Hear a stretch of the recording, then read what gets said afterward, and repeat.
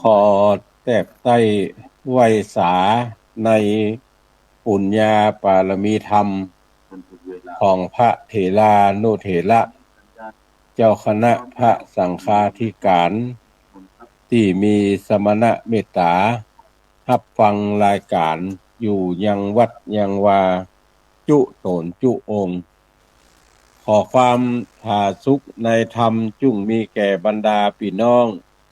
ศรัทธาตายกตาญิกายุผู้นายคนที่รับฟังรายการเสียงธรรมแสงอรุณในช่วงที่หนึ่งของวันนี้วันศุกร์ที่6 มีนาคมเดือน6เหนือแฮม3 ค่ำในวันนี้ก็หลายศุกร์พอสมควรที่บ่ได้มีเวลามาออกรายการทางสถานีก็ได้ใจเทปที่ได้เคยออกอากาศมาเปิดให้กันทั้งหลายมีวันศุกร์ที่13ศุกร์ที่20ศุกร์ที่27 3ศุกร์ด้วยกันของเดือนกุมภาพันธ์ที่บ่ได้มาออกรายการปะพบกับท่านทั้งหลายวันนี้ก็มีโอกาสมาปะพบกับเฮาท่านทั้งหลายก็จะได้เอาพระธรรมเทศนาในเรื่องเขียวสองมอนสุวัตตะกุมารเขียวสองมอนซึ่งได้เทศนามาในผูกที่1 2 3 4 5 6 7 8วันนี้จะขึ้นผูกที่9ถ้าเสียงปอที่จะไปได้อยู่ก็จะขึ้นผูกที่10รวดกันไปเลยคือท่านทั้งหลายได้ฟังทดแทนในสุขก่อนก็ตะว่าวันซืนวันที่3วันอังคารที่3ที่ผ่านมานี้นั่นเป็นวันสำคัญทางพระพุทธศาสนาหลวงปู่พระครูปฏิภาณธรรมทินก็ได้จัดงานประเพณีส่งน้ำพระธาตุจอมพ่อแล้วก็ยังมีพิธียกช่อฟ้าขึ้นต่างบนหลังคาวิหารได้รับความเมตตาธรรมจากหลายผู้หลายฝ่ายที่ไปรับเป็นเจ้าภาพเจ้าฟ้าอันมีคุณรัญชมัยนิธิสุวัฒยกุลหรืออาจารย์โอพร้อมโดยคณะศิษย์และคุณนิพาพรจิตสุขคุณปัทยาคุณชัยรัตน์โกวิทจินดาชัยป้อนานเลิศชัยวุฒิป่อพลเสกกาธาเป่งร่วมกันเป็นเจ้าภาพและนอกนั้นก็มีพี่น้องศรัทธาท่านทั้งหลายเกาะกูบลุ้มลากันเป็นเจ้าภาพในจ่อฟ้าก็หลายท่านที่ไปร่วมทำบุญสุนทานกันเต่าที่ได้เจริญพรเรียนเจิญไปทำโน่นนั่นนี่ก็ที่จำได้ก็มีแม่ย่าปวลีอินสุวรรณแม่ย่าอาลีพันธ์ศรีวิริยะไมยพ่อบุญธรรมสังคำฟั่นคุณพันนิตาพรหมมินทร์แม่จงดีเชื่อกันทาพ่อหมออินทรคุณกนกพิชัยนาและแม่ครูเพ็ญศรีเกียรติเจริญพรที่ไปร่วมการร่วมงานกันที่อยู่ไก่ อยู่ไก่กันแล้วบ่ได้ตักตายกันแต่หันกันก็ทำลายผู้หลายต่างที่เดินทางไปจากจังหวัดต่างๆอนุโมทนาในกุศลและเจตนาของท่านทั้งหลายที่ไปร่วมกินร่วมทานกันในวันนั้นแล้วต่อไปก็จะได้เทศนาธรรมสุวัตตะกุมารเขียวสองมอนต่อจากผูกที่8เฮาท่านทั้งหลายได้ฟังเนื้อหาสาระจักเป็นเชื้อใดนั่นก็ขอท่านทั้งหลายได้ตั้งอกตั้งใจสดับรับฟังตามสมควรแก่เวลาสืบไป นะโมตัสสะภะคะวะโตอะระหะโตสัมมาสัมพุทธัสสะ จำปูปฏิกาจาปุญญกรรมังอนุโพสีลำดับธรรมเทศนามาลอดผูกทวนเก่าปาลิเขตอันพระพุทธเจ้าหากเตสนาว่าภิกขเวดูกัลลาภิกขุทั้งหลายนิจายอันนี้จักกล่าวอย่างเจ้าสุวรรณกุมารนาว่าตาสุตะภาตาโตอาโหสิดังนี้ภิกขเวดูกันลาภิกขุทั้งหลายตะตาในกาละนั้นเราโตนต่อเจ้าสุวัตตะกุมมารยิ่งไข่กำข้าตานตอบว่าเจ้าประโยชน์โดยการสั่งดังว่าลูกนางตั้งหลายยังมีมากน้องลักปีจุงพิจารณาเต้ามีแต่สองเราลาพี่น้องมาอยู่ห้องเมืองหลวงสดีบุญเรืองเฮ้ยน้องลาอย่าว่าจักให้ไปหันยังลูกนางจุมปูน้อยนาเจ้าน้องจักกับญาติเป็นหินพี่จากรรมสั่งห้ามน้องดังอีจักกล่าวจี้อย่าว่าจักไปเล่นนะตะตาในลัตตานากุมาโลในกาละนั้นใส่เจ้าหนอไทยรัตนกุมารขอต่อพระองค์คานตนปีใจน้องถึงบอกวิเจยบานขอพระองค์งาเป็นเจ้าอนุญาตข้าน้องเนาใครไปหันข้าน้องจักอดศบปากข้าก็หากจักไปของพี่สายใจอยู่เก่าปล่อยน้องเนาไปแดดเตอโปติสัตโตอ่านว่าปลัมมาโปติสัตเยาตนดอเนาสุวัตตะกุมารก็คือยังองค์คานน้องลาไปตามใจอย่าฮือมีภัยโศกเศร้าอย่าอยู่เต้าเมินนานเฮือเตียวตามคืนปอกพี่จักบอกใครปัญญามนั้นเจ้ากุมารน้องลาจักรีบนาไปเลี้ยวลาหวังยังมาเล่ากาตัวเศษไม่คำแคบยังอ่านหิงเด้งงามหอยควายใส่พุกย้อยยองแดงกับตั้งแสงแปลงลูกหนึ่งอาสไลซึ่งกับโตนก็เฮือตัดสะปนน้องลาเตียวเข้ากว่าไปไก่ได้2 เดือนจิ้งหลอดเวียงแก้วยอดโกลิญาไปถึงศาลาหลวงแต่เล่าองค์เชื่องเจ้ายินดียามนั่นตนสลีใจอ่อนบอกกึดสอนไปลางเจ้ายินพันใจหลากวิบากญาติก่อนตัวมาก็ได้ไล่ตาแลพอยังลูกเจ้าหนอจุมปูมีใจสิเนหาไข่ใดมาแฝงไฟจมเจยลอยก็กลับกลายเป็นหินไปเยิบดันแลปุเพปิตังกัมมะวิปาเกมาปะวัติตังปางเมื่อเจ้าเป็นมหาเศรษฐีปางก่อนบ่ฮือผ่อนไกกาอละหันตามวนมากไว้จีดีหากดูนา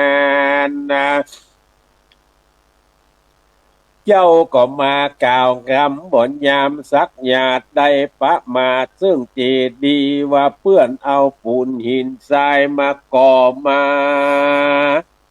หลอมหล่อฮือไว้กันบ่วิเศษสังสักสิ่งวิบากจิ้งตัวตันเนื้อได้กลายเป็นหินอยู่ที่หาละเพราะกรรมนั้นหากปามาและนาตะตาเมื่อเจ้ากุมารหนอกแก้วกับกายเป็ดแล้วเป็นหินเสนาทั้งหลายก็มายินโศกใหม่ ยังเจ้าหน่อไทยเป็นหินจิ้งขี่ม้าวิ่งไปปอกปิกยังเมืองแก้วยอดจำปาละกรจิ้งไว้วอนละเล่าใครจายังเจ้าสุวัตตะลาจาว่าคาแดมหาลาจะเป็นเจ้า เอิ้นว่าน้องเนารัตนะกุมมารนะสมเจียงคานบดปอดเหมือนน้ำหยอดลินคำบัดนี้เจ้าจอมทำน้องลาได้เข้าไปพอรูปมาโตนนางก็ลวดกายเป็นหินคานก้อนใหญ่ในที่ไกลประตูเวียงเป็นหินเรียงกันอยู่ปุ่นงืดอัศจรรย์แต่เราผู้ข้าก็เต้ายินกลัวขอพระเหนือหัวเป็นเจ้าจริงกึดเล่าควนแยงยามนั่นเจ้าจอมแป้งตนพี่ได้ยินเสนากล่าวจี้ไขสาร ก็มีใจบ่บานนะโศกเศร้ากับน้องเนารัตนะกุมมารกึดฮอดใดตะลงตุกขานกับโดยกันมาแต่ก่อนเมื่อเป็นละอ่อนน้อยแปลงปันถูกแม่หน้าจำปอเอามาปล่อยกลางป่าห้วยภูผาเสาะกินผาดลาลูกไม้น้องรัตนาให้พี่ก็ยังหอบอุ้มเจยโจม หินและยุงบินมาต้อมไต่เจ้าหนอไทยรัตนาปีก็ปัดปลาไล่ฮือสองลาหากตุกตัวการบาดนี้น้องจอมทำปล่อยมาละพี่ไว้นี่คุณคองมองใจพี่บ่จ้างปากกับคนใดบ่เหมือนกับเกี่ยวใส่ใจเว้นฟ้าเจ้าปอกนากว่าเป็นหินนะอยู่แดนไก่ดาวขอกน้องบ่ได้ปอกคืนมาและนาตะโตโปติสัตโตสุวัตตะกุมาโลอาโหสิภิกขเว ดูกันลาภิกขุทั้งหลายในเมื่อเจ้าสุวัตตะผู้เป็นปีหู้แจ้งทีตรัสทนลองก็กล่าวว่าสีบัวตองน้องลาพี่จักกว่าไปดูใดสลีบุญจูคืนพ่อขอน้องแก้วจุ้งเอาไม้คำออกมาปั่นปีจักบินพันไปหาน้องคา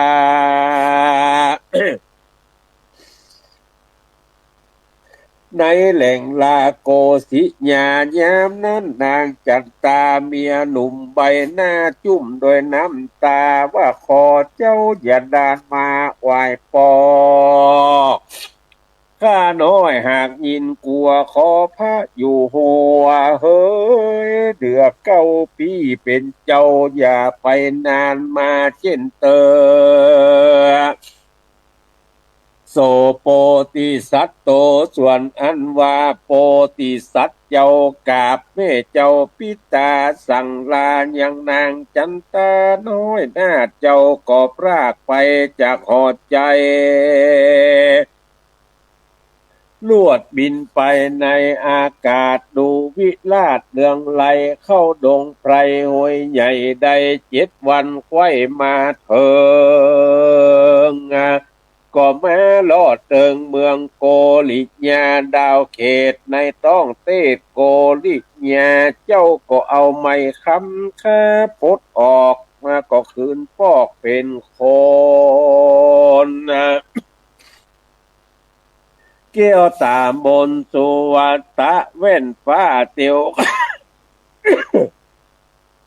เตียวเข้ากว่าไปถึงประตูใจคุ้มลาดในภาษาทมนเทียนคนยายเลียงกันพองามนักหนอเหลือค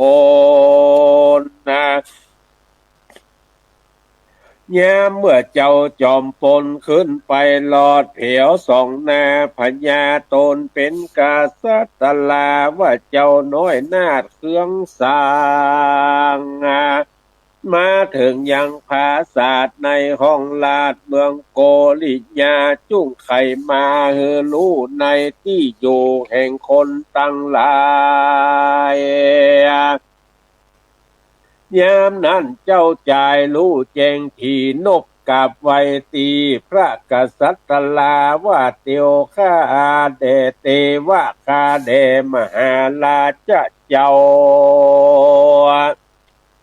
ตนอยู่เก่าจอมหัวข้าบาทตุกในตัวแคว้นมากอันใดปัดภาครัตนกุมารยังองค์คานน้องคาอันกาเปตนาเป็นหินพระบาทยินตุกขี่คำเจ้าตุกตกเตาเหมือนไฟ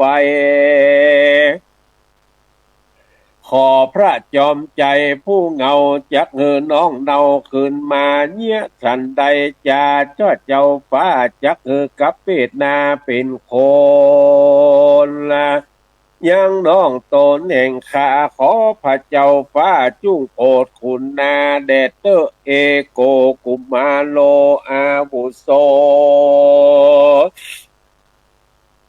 ดูกัดลาเจ้าจอมใจหลานอ่อนกันว่าใครเฮอน้องเจ้ากับเป็ดนาเป็นคนดังเก่าเจ้าจุ้งไตเต้าไปเอายังลูกเราแต่ก่อนอันอยู่แห่งห้องเมืองไกลแต่เมื่อพรานป่าลักเอาไปกว่าไปไว้ฝ่ายนาน้ำมหาสมุทรหลวงเขาปันปวงลักลาเมืองนั้นหากมีไก่มีแต่หัวน้ำสมุทรใส่ดาวขอกอยู่บนนางนาดยอดจุมปูนี่เตอะอัฐะในกาละนั้นเล่าเจ้าหนอดเนาสุวัตตะกุมารนะ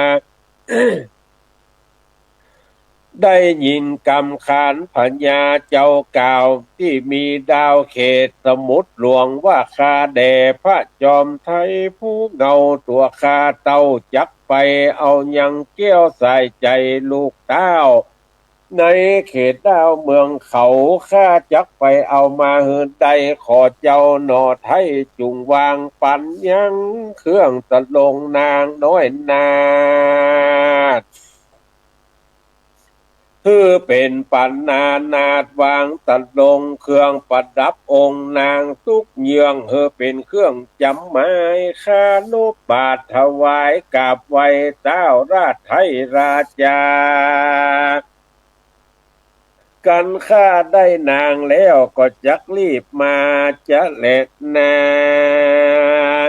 ยามนั้นเจ้าปุลีบ่มีเครื่องสักอย่างก็เอาเครื่องนางตัดลงวางมือกลมรับมอบปั่นเจ้าหนอไทยสุวัตกุมารนะก็มีกำหวานตานตอบกับเจ้าจักประกอบโดยคนหานจักอาหางหลีผลสั่งในแห่งห้องดงไพรคนซึกไหลกัดกลางจักตามตัวเจ้ากุม ตามตัวเจ้ากุมารนาถกุมารโลในกาละนั้นใจเจ้าหนอไทยสุวัตกุมารนะได้ยินกำคานเต้าไทยในที่ไกลกลางสนามยามนั้นเจ้าสุวัตโตนวิเศษจริงจักหันเนตเจียนจ้าฝูงโยธานั้นใสข้าหนอไทยบ่อพระสงฆ์ข้าคนเดียวจักเตียวโหนกลางเถื่อนบ่มีเพื่อนคนใดจักเสียงโพจัดนาหลายสิ่งก็จักกิ่งของหัวใจ ข้าจักไปคนเดียวตัวเป่าเข้าในไพรสนจะแลเอกที่ว่าสั่งยังมีในวันหนึ่งสายฟ้าพุ่งเรืองลายยามนั้นเจ้าบุญภายจักพรากจากแห่งห้องห่อใจไปถึงปากกวางริมแม่น้ำกงกาเจ้าก็เอาไม้คำมาซุบตอดก่อนละตอดจากโคน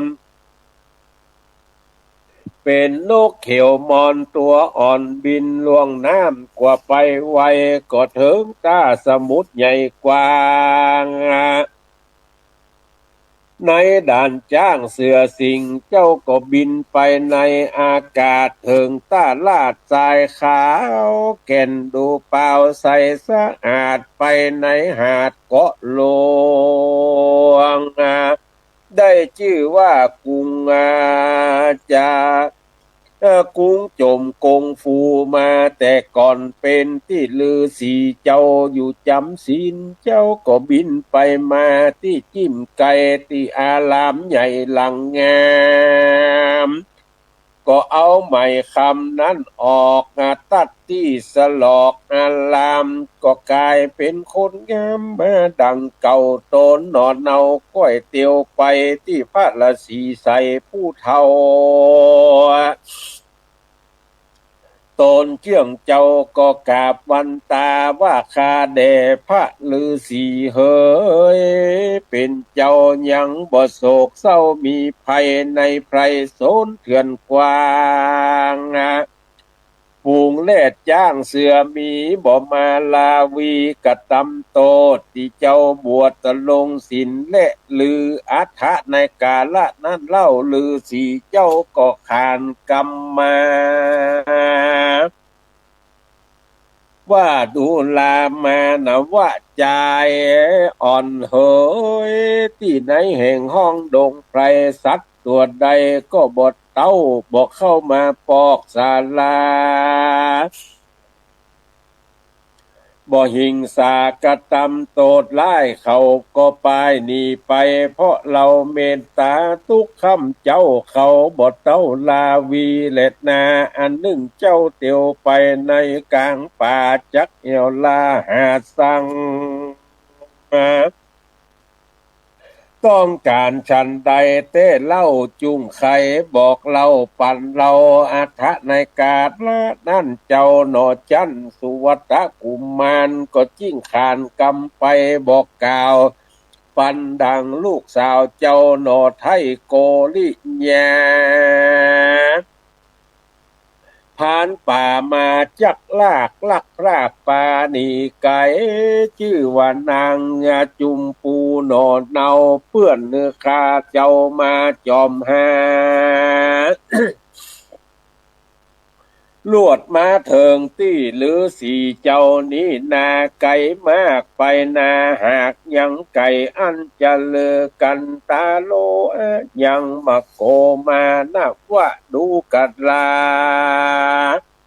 มานะว่าใจอ่อนต่างกว้างห้องยาวไก่เป็นแนวต่างน้ำใหญ่ดังเลือจักกว่าได้นางมายามนั้นเจ้าลือสีก็สอนยังกระถามนเป่าเฮอสุวัตกุมารการว่าเจ้าไปหันเสือสิงคานในป่าแลดย่างผ่าเลลนก็ฮือมนกระทานี่เป่ามันบอกเข้ามาหาในรูผ่าน้ำใหญ่ก็บอกมาใกล้ยังตนกันว่าสวาดมนต์นี่เป่าน้ำก็จะเกิดเป็นหนตางยามนั้นสมคิงบางน้อยน่าจำเอามนแห่งลือสีปันเจ้าก็บอกกลัวสังสักเยื่องเป็นคาศึกเยื่องโจรมารเจ้าก็อุปถากปัดกวาดยังที่หั่นคนเดียวเจ้าตาเขียวน้อยอ่อนก็บ่หอนกลัวสังเอกะที่ว่าสั่งพัดตอนนั้นไปปลายนา เจ้าก็กว่าบินบนไปเถิงโขงด่านดาวที่ยามลาหากินนั่นชื่อว่ากรุงจมกรุงฟูดังเก่านกนั่นเต้าย่างเศร้าตนเราเดียวอ่อนน้อยไปลอดห้องลิมเขาปุ่นหลับเมายิ่งล่ำตีตาน้ำกุ้งจมเขาก็มารับเอาแก้วตามุนกำผ้าในป่าพงดงเขียวชวนกันเตียวไปสู่ในที่อยู่ปูงเขาต้นปิงเป้าเขียวอ่อนบ่โศกเศร้ามีภัยอย่าถามกันไปจุเยื่องอันเป็นเรื่องภาษาเจ้าก็นอนในศาลาที่หันตีนั่นคนเดียวกันมาถึงในวันปลูกเจ้าก็ลุกมาหาสั่งอำลาอย่างนกนานาหลายหลากแล้วก็ลวดบินไปบนสู่กลางดงในป่าจริงจักไปเถิงลูผาห้วยใหญ่ตีน้ำไหลมาล้อมเป็นหินฟองกั้นอยู่ในน้ำสมุทรอยู่มาแฝงยังเป็นยังแนวกุมคาบน้ำไหลหากสุมกันน้ำสมุทรยังไหลหล่อมาเข้าต่อตีนดอยเป็นรอยเหล่าต่างกว่าน้ำไหลกว่าตูมตูมเสียงดังคาคุ้มคาขาดน้ำนั่นหากตีฟองเป็นหินยองก้อนใหญ่เจ้าก็ไต่เตี้ยวไปก็สวดคาถาไอร้องออกน้ำนั่นก็แยกเป็นหนตางตนคิงบางเข้ากว่าไปนาแห่งตีนเขาตนเปิ้งเป่าไปออกตัดตีสลอกรู้เราก็ไปลอดเขาพรานน้ำใจเจ้าก็พร่ำยินดีเจ้าก็หันยังพังกาพาศาสตร์ที่นางน้อยนาดจุมปูได้เล็งตาดูทีก็รู้แน่ว่าเป็นที่อยู่แห่งตนนางตนคิงบางยังเศร้าอยู่ในที่หมู่เครือเขียวยังบดเตียวเขากว่าเจ้าก็อยู่ทาในส่วนถึงยามกวนลาคำพระอาทิตย์พ่ำศพมาลบมาดอยเจ้าก็คอยใจน้อยอ่อนอยู่แห่งห้องริมเมืองเจ้าบุญเปลืองย่างอยู่ยังเข้าไปบอกเข้าไปสู่ไปหาการถึงเวลายามคำเข้าสู่พร่ำยามคืนปันดังสมคิงบางน้อยนาดอยู่ในภาศาสตร์คนเดียวเจ้าตาเขียวน้อยหนอบินหล่อเข้าไปหาในภาศาสตร์กษัตริย์ลาที่ลาดห่อใจเจ้าก็บอกกลัวภัยสังสักสิ่งเจ้าตนยิ่งลีลาปดยังใหม่นั่นมาเอาออกลวดกายกับเพศเป็นคนในมนเทียนภาษาที่นางน้อยนาดจุมปูเจ้าก็ร้องขานดูตันต่อว่าดูลานางน้อยนอนยิงเดียวพี่ก็เตียวมาลอดห้องในเต้นต้องตีนางนอนลุกมาเตอะเกี่ยวสายใจเฮ้ยแว่นฟ้าในสองหน้าหอดใจพี่เตียวมาใจมาป่องมาลอดห้องหอนางยามนั้นสะลีคิงบางเจ้าก็มา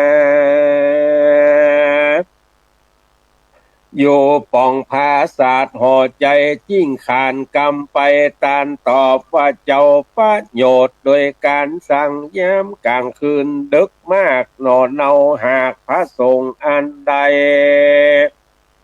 จุ้งไข่มาแจงบอกปัญญอดให้กูนางเดตลาตะโตโปติสัตโตส่วนอันว่าโปติสัตเยา ก็จะตอบเล่าไปมาว่าดูลาสีโสภาเฮ้ยน้องนาฏปีนี่หากอยู่ดาวโกริยาพระปิตาใจพี่มาหาพอนงคารจุ่งไปโดยปีปิกเมื่ออยู่เมืองหลังเมื่อนั่นนางจุมปูยินสังกาบ่ปองกึดใจล่องไปมานางก็ยินกวงใจบ่ใจน้อยลอยว่าพระยอดจอยมาลายโตนยามนั้นหนอพุทธาสุวัตะก็เอาออกยังทำมาลงปอบสุกเมอยิ่งกล่าวว่าสลีบุญเลืองเฮ้ยน้องนาฏทำมาลงนี่หากพ่อเจ้ามอมปั่นมาฮือนางจุมปูดาปิกปอกมือเพียวลอดถึงเมืองนี่แล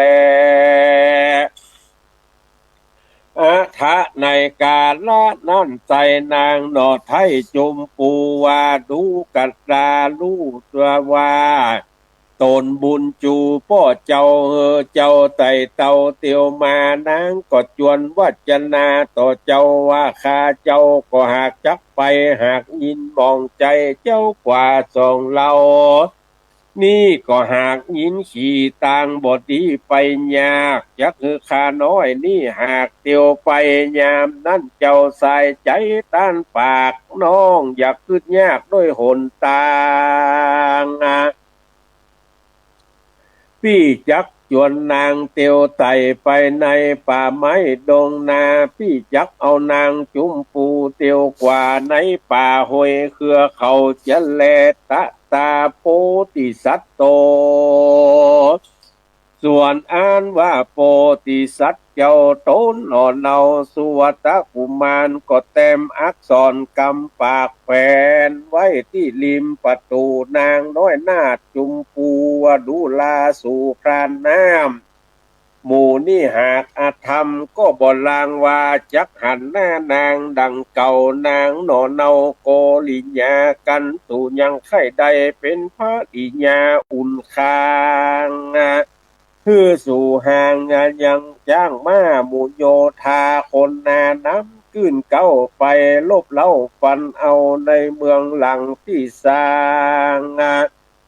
เป็นที่อยู่เจ้าจ้างโกริยาเจ้าก็เอาอักษรสารแต่งไว้ประตูนางนาไทยจุมปูเจ้าบุญจูน้อยหน้าเจ้าก็เอาไหมคำนั้นออกมาปั่นนางสมคิงบางสองหนอซุปสอดก้องยังคอสองสอบอก็กับเวทเป็นนกแลเขียวอ่อนออกจากห้องหอใจบินไปในอากาศเข้าในหมากหินหลวงไปลอดกลางเล้าใหญ่ในที่ไกลสมุทรหลวงเสียงปันพวงมีกองแรงน้ำตองตีกันซองจอมทำเก่นไทยก็จวนกันกว่าเตียวไปโปนวิสัยตาพอเสียงน้ำหล่อจนกันเจ้าก็บินไปถึงไพรสนแดนใหญ่ก็ถึงเจ้าเก่นไทยละสีสองเจ้าก็มีใจจมจืนนบไว้ยื่นวันตาก็จวนกันนอนที่หันคืนหนึ่งเป็นที่ละลื่นจะเศร้าใจกันว่าสุริยาไขแสงออกโป้นเขาแก้วยอดยุกันทอนเจ้าก็นบก่อนไว้ยังลือสีเจ้าสามตีก็จวนกันเอาจอมสลีน้อยนาดออกจากที่หันเตียวไปข้าวต่างไปไก่ยากสองเจ้าหากไปถึงไปเพียวเติงภาษาสองเจ้าลาดลาจาก็ขึ้นไปถึงพระพิตาตนปอสองเจ้าหน่อมาเผียวไต่แนวต่างตุกเยื่องสองเจียงเจ้ากุมารเขาก็มารับสองเจียงคานลูกเต้าไข่แต่เก้าปลายลางยังสององค์คำพ่อแม่ตั้งเท่าแก่ลุงตาใจชื่นแต่นักหนาได้จุมปูมาลอดห้องวันนี้และอัฐะในกาละนั่นโตนต้านไทยลาจา จิ้งจากำกล่าวตานกับโดยนางโนเต้าจุมปูป้อก่อเฮอเขาแต้มยังโลบนางน้อยนาดนงคานกันว่าคนไหลลามเข้ามาพอก็ลวดรอเป็นหินยินจีใจลำบากทอเฮือลูกน้อยนาดไปดูยามนั่นสาลีบุญจูก็มาตานตอบบ่ฮือป้อใดเครื่องสัง ข้าลูกจักพันต่อหน้าเขาจักกับเพศเป็นคนนางก็จิ้งไว้พญาตนอยู่เกลา ข้าลูกเต่าจักไปดูหันเป็นหินบุออกตัดตีตรอกมากานางก็ตั้งสัจจะอธิษฐานหวันไว้ ขอเทพไทยอินพรหมกำจูสมปานแห่งคาหันต่อหน้ายามเดียวก่อนตลาตะตาจำปูกาเอกะคะละวิสี ยามนั้นตนโสภาน้อยนาดปาดเอาคาดผมตนสัตว์ไปบนพุ่งคืนจับถูกปืนตันใดก็เป็นคนคืนมาดังเก่าก็ไปหันใส่เจ้าหนอเนารัตนกุมารมีสมปานกาแก่ยิ่งแต่หากเหลือคนเขาก็จวนกันไหวปิกปอกมาลอดห้องห่อใจวันนั้นแล ตะตาโกลิญาในกาลนั่นใส่ตนยอดไทยลาจากษัตริย์ลาตนป้อ ก็มาอาภิเษกคือสองบุญเรืองคือว่าเจ้าบุญเปลืองรัตนาน้องลากับเจ้าฟ้ายอดจุมปูสองบุญจูปีน้องบอกขิงข้องโลกา ก็ได้เขยพระราชาสะเบยลาดมียศอาจลือจาสองโสภาพี่น้องอยู่เตต้องเมืองหลวงสมบัติปวงเก้าเกินอยู่ละลืนสนุกใจ ยามนั้นนางนงใบตนวิเศษเล็งดูเหตุในเมืองฮือพระบุญเรืองน้อยหน้าคือผลรัตนจาตกลงตกเต็มโคงวางวิงแก้วเจ็ดสิ่งแดงดำหาฝนคำตกลงตอดยุต่างเต้าตอดเตตานาวันละ600,000คำบอกขาดแต่ดีลีอากาสุเตกรรมวิปะเกอัฏฐในกาละนั้นใส่เจ้าหนอไทยสุวัตกุมารใครอาการปางก่อนเจ้าน้อยหนอ5พระองค์ส่วนเจ้าสุวัตผู้ใจมอไปลักเอาดอกบัวเจ้าน้อยหนอวันโลน จิ้งได้ไปเอานางจุมปูหนุ่มเนาที่พรานป่าเอาไปก็เหตุเพื่อตนปิงเป่าคืนขอบในจาดนี้ยามเดียวและเพื่อนเฮยตะตาโกลิเยกุมาลาจำปานากะเลอโหสิดังนี้ตะตา ในกาละนั่นเล่าจอมเชื่องเจ้าสุวัตกุมารก็ขานกำตานตอบเจ้าจักปิกป้อคืนเมื่อกล่าวซึ่งรัตนกุมารน้องเจ้าก็ลวดเอาไม้คำหากสุขคอ ก็กลายเป็นนกแลเขียวอ่อนโสมอ่อนบินมากกว่าในป่าไม้ดงสิ่งฝูงหมูลิงและกางเต้นยักย่างในดงกันว่าตนองค์คำเที่ยวกว่าลอดตีไกจำปา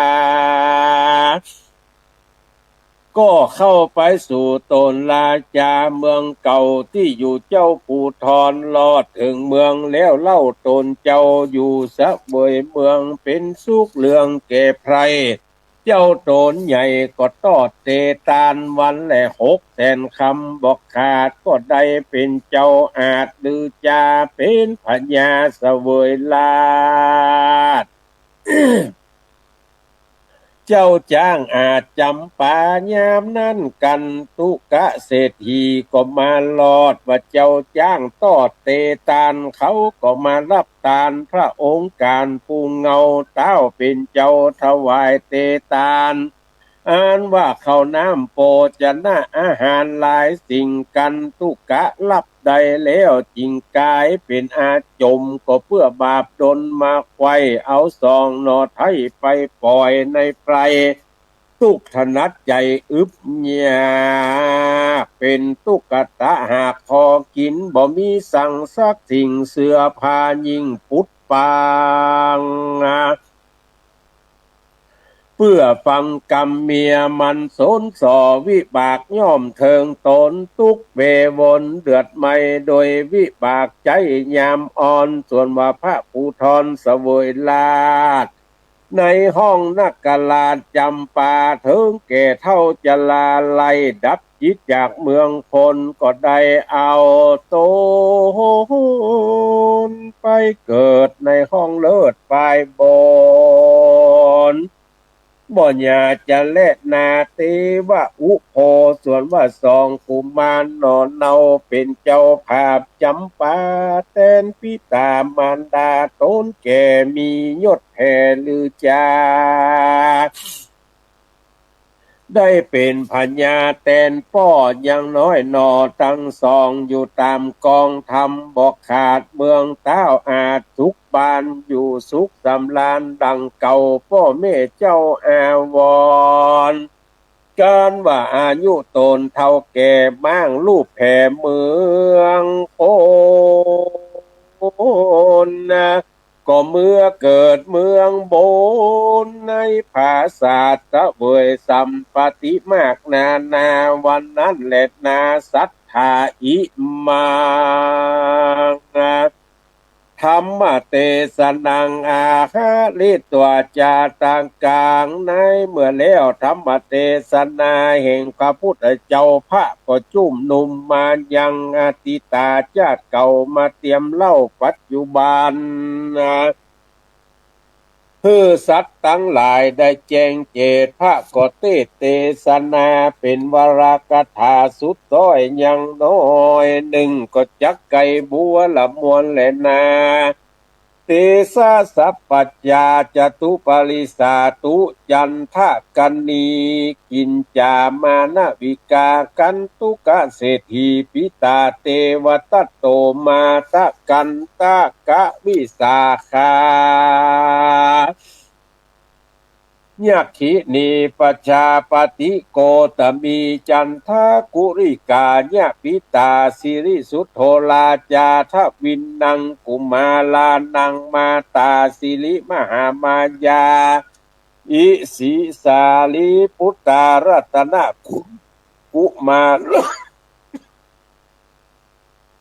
รัตนกุมาโลอริยะเมตไตโยสุวัตตกุมาโลอาหะเมวัตตาโตภิกขเว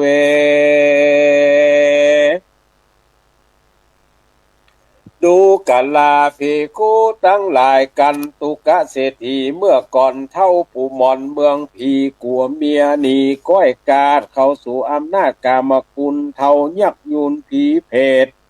ยักเดินเตดดงลีเอาสองสาลีปีน้องไปปล่อยห้องกลางไพรคือหากมาได้เตวัดตัดตนใจกราเต้าอยู่ทาปองไข่คาพระตะทาแผ่นดินนาโอดบอดใดเนี่ยจ้องไว้ปาลงโตกในกลางโค้งหม้อไฟใหญ่ปลายต่ำไตอเวจีตลาดต่อเต้ามาลอดในการละบัดนี้แลมาตาจันทกันนีส่วนอันว่านางจันทกันนีแม่หน้ามักไข่คายังสองสลีนั้นนามาได้นางจินจามานาวิกาผู้ไล่เต้ใส่ใจบาปไปปาโลบ่รู้ตนก่อสร้างเต้าอยู่กลางอัญญติทีกองบดีผิดเหตุฟังกรรมเกียรติเขาสนสอบมายาเขาสิงสู่ในที่อยู่วิหารเหมือนอาการบ่สู่ เมื่อกล่าวอูใจหานยังอาการสนสอต้องล่อพระตาถาแผ่นดินนาอดบดใดเนี่ยจ้องไว้ก็ตกอเวจีตกอยู่ไกลตานเตวตัดและนามาตาอันว่ามารดาโตนแม่แผ่หน้าเมื่อมอนวันนั้นคือหากมันใดนางสลีมหามายาผู้งามแงอ่านว่าปิตาจันทวติส่วนว่าพ่อนางจันตาวันนั้นคือหากมันใดพญาสลีสุโธธนะตนเป็นปอพระตถากัตตะวิสีติว่าเจนโตอันว่าฤาษีสอนนะกถาคือแก่เจ้าสุวัตกุมารวันนั้นคือหากมาใดพระสารีบุตรเห็นในกาลบัดนี้แรรัตนกุมารโลอริยะเมตไตรโยอันว่าเจ้ารัตนกุมารปลายหน้าก็หากจักได้มาเกิดเป็นพระอริยเมตไตรตนจักลงมาเกิดเป็นพระปลายหน้าหมื่นเจริญนาสุวัตตกุมารโลวิหะเมวะส่วนว่าเจ้าจะสุวัตตกุมารคือหากมาได้พระตถาคตเสสาสเปจนาในเมื่อแล้ว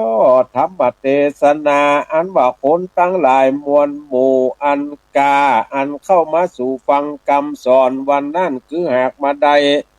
จตุปริสัตตังสีภิก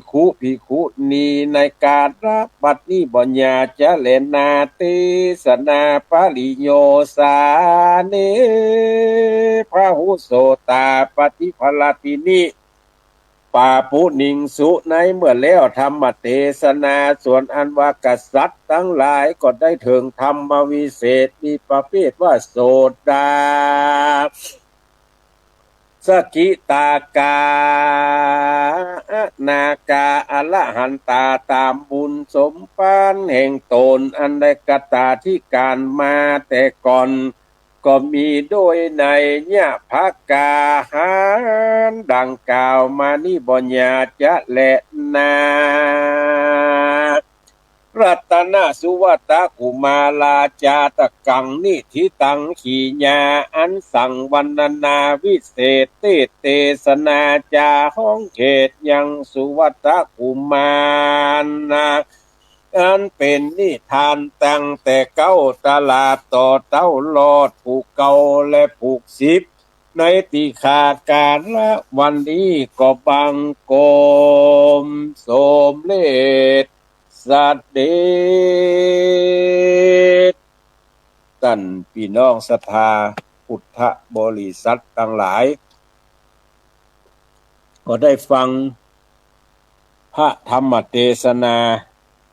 กับที่ชื่อว่าสุวัตตกุมารวันนี้ได้เอาผูกเก้าผูกสิบอันเป็นผูกสุดท้ายมาเทศนาให้เอาท่านทั้งหลายได้ยินได้ฟังในการฟังพระธรรมเทศนาก็อย่างที่เคยได้ได้จ๋าได้บอกได้กล่าวชี้แนะข่าวสารให้ท่านผู้ฟังทั้งหลายได้ฟังไปนั้นว่าถ้าเราฟังโดยจิตใจอันบริสุทธิ์จิตใจอันดีงามเราท่านทั้งหลายก็จักได้รู้ได้เข้าใจในหลักธรรมคำสอนของพระจินวรสัมมาสัมพุทธเจ้าตามที่ได้เล่าได้เทศนามาก็หลายครั้งหลายคราให้ท่านทั้งหลายได้ยินได้ฟังก็ข่าวสารงานบุญในวันพุธวันเสาร์ที่7 มีนาคมพี่น้องศรัทธาเฮาท่านทั้งหลายในเวลาบ่าย3 โมง 4 โมงคณะศิษยานุศิษย์คณะศรัทธาวัดแม่ห้อยเงินใต้วัดของท่านพระครูหิรันสุภธาดาก็จักได้จัดงานแห่ต้อนรับการตั้งของขาตั้งของพระอุปชาซึ่งท่านพระครูเป็นเจ้าคณะตำบลเป็นเจ้าสำนักปฏิบัติธรรม ได้ลงไปกรุงเทพมหานครไปสอบพระอุปชฌาย์ตอนนี้ได้ผ่านละในอำเภอดอยสะเก็ดก็มีท่านเจ้าที่การมงคลสติสัมปันโนหรือพระใบดิกามงคลสติสัมปันโนวัดเมกะใต้ตัวหนึ่งกับท่านพระครูหิรันสุภาธาดาวัดแม่ห้อยเงินใต้แห่มตัวหนึ่งที่ได้สอบผ่านเป็นพระอุปชฌาย์ในปี2568-69นี่ดังนั้นก็เชิญชวนมวลบรรดาพี่น้องศรัทธาทั้งหลายไปร่วมการร่วมงานในการแห่พัดแห่กาตั้งพระอุปชฌาย์ที่วัดแม่ห้อยเงินใต้ในวันพุธเวลาก็ตั้งแต่บ่าย 3:30เป็นต้นไปก็เชิญชวนเฮาท่านทั้งหลายเด้อไปร่วมการร่วมงานกันใครจะแปลงข้าวน้ำโภชนะอาหารโฮงทานไปก็แปลงไปได้แปลงไปออกโฮงทานด้วยกันมันจำเป็นต้องบอกเปิ้นก่อนก็ได้โต๊ะตั้งมานั่งเก้าอี้ที่เปิ้นได้จัดเตรียมไว้ก็ถึงมีเอาแปลงไปถ้าจะฮือดีก็บอกไว้สักหน่อยว่าจะเอาอันหยังไปร่วมเปิ้นจะแปลงแกงแปลงพัดแปลงหยังไปกะเปิ้นขอเป็นอาหารในเมื่อยามแลงวันพุธส่วนน้ำนั่นก็มีปอที่จะเลี้ยงดูสู่จูกันอยู่ก็ขอเป็นอาหารดังนั้นก็เชิญชวนศรัทธาท่านทั้งหลายทลัดทัดใกล้ไปร่วมงานแห่โดยกันเนอก็ได้เทศนามาได้อู้จากับพี่น้องศรัทธามาก็56นาทีละเหลือเวลาแถม4นาทีก็จะเปิดโอกาสให้ท่านทั้งหลายได้โทรเข้ามาอู้มาจ่ามารายงานผลการรับฟังในหมายเลข0817964608หลายท่านก็หลายวันก่อนโทรมาบอกออกรายการก็วันนี้สุกก่อนๆน่ะบ่ได้ออกก็เลยบอกกันไปวันนี้ได้ออกอากาศแล้วท่านทั้งหลายก็รับฟังกันหลายที่หลายทางวันที่3ที่ผ่านมานี่ก็อนุโมทนากับพี่น้องศรัทธาทั้งหลายเด้อที่ไปร่วมบุญสุนทานประเพณีสงน้ำพระธาตุวัดป่าไผ่วัดป่าคาแถมหลายวัดที่ได้จัดงานประเพณีส่งน้ำพระธาตุเจริญปอนป่อบุญธรรมไปสาครับบ้าน เสียงชัดเจนดีก็ชัดเจนดีครับวันนี้หนาหนาวก็นี่หนาวอยู่ครับแม่คืนหนาวแม่เจ้าหนาวเมื่อวันฮ้อนโหครับในห้วยพวกนี้คงจะหนาวอยู่เนาะหนาวถ้านอนใกล้น้ำซ้ำให้อ่ะเย็นซื่อๆได้ยินเสียงวันอยู่นี่นอนน้ำเลยเสียงน้ำนึกโซ่อ่ะเย็น2-3 วันนี่ซ้ำให้เย็นยินดีเนอะครับผมไปครับว่าได้แม่ป้อห้วยบ่อทองยาวปันยาวได้ยินชัดเจนนี่เนาะชัดเจนดีเจ้าสาธุยายพรร้องงัวแดงว่าจังได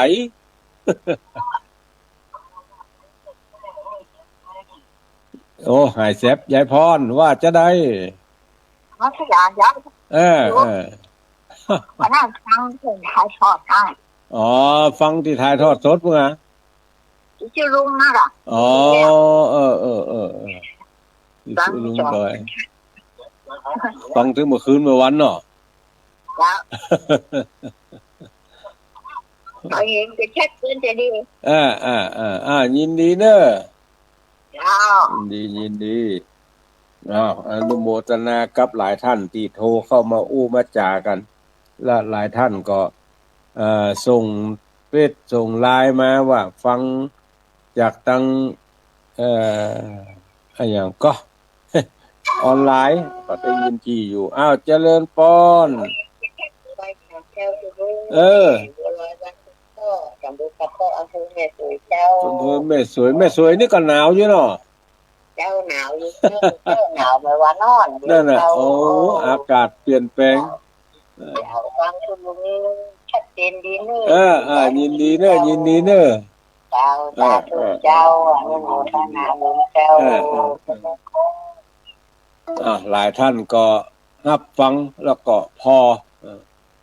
ดังคุณหลายท่านมาทางเฟซทางไลน์ก็อนุโมทนาเนอะเหลือเวลาแถมน้อยเดียวแถม3 นาที 0817964608 ใครจะโทรมาอู้มาจาก็เชิญชวนเนอะแล้วก็ใครที่เป็นผู้ปกครองของละอ่อนที่เรียนในโรงเรียนโรงเรียนบ้านเชิงดอยดอยสะเก็ดศึกษาเนี่ยเพิ่นจะทำพิธีปัจฉิมนิเทศละอ่อนที่จบมัธยมศึกษาปีที่3ในวันศุกร์ที่20 มีนาเนอะ8 โมงครึ่งเป็นต้นไปร่วมกันกรรมเจริญปอน เจ้ามนัสการเจ้า ฟังจากทางไหนฮะ ลำปางเจ้า ลำ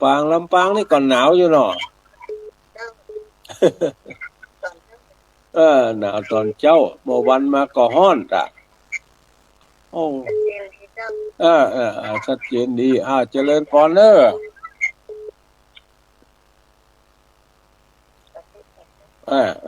เจริญพรอู้จากับพี่น้องศรัทธาเฮาท่านทั้งหลายมาก็